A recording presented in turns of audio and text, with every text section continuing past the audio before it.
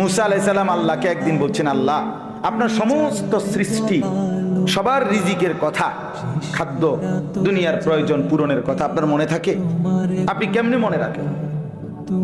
আপনি সকলের রিজিক কেমনে দেন?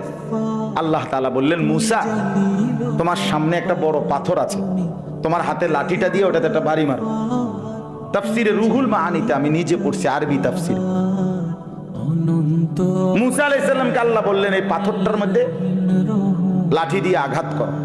মুসা আলাইহিস সালাম আঘাত করলেন, লাঠির একটা পার্ট মানে একটা অংশ পাথরের ভাঙ্গা পড়েছে। মুসা আলাইহিস সালামকে আল্লাহ আবার বললেন, আবার লাঠি দিয়ে আঘাত দাও।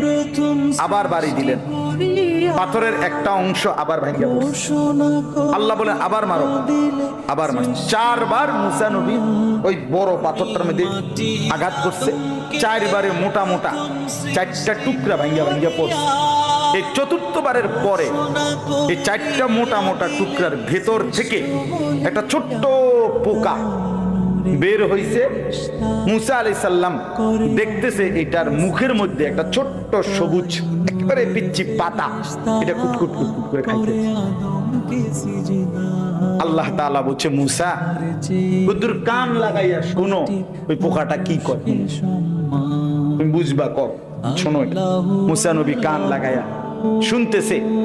ওই ছোট্ট পোকাটা যে গভীর পাথরের ভিতরে ছিল, সে বলতেছে, সুবহানা মান ইয়ারানি ওয়ালা ইয়ানসানি, আমার সেই আল্লাহর প্রশংসা করছি যিনি আমাকে সর্বক্ষণ দেখছেন, যিনি আমাকে কখনোই ভোলেন না, যিনি আমাকে কখনোই ভোলেন। আল্লাহ তাআলা বললেন, মুসা তো এবার দেখো এই পাথর উপর দিয়ে ভাবার কোনো সুযোগ নাই।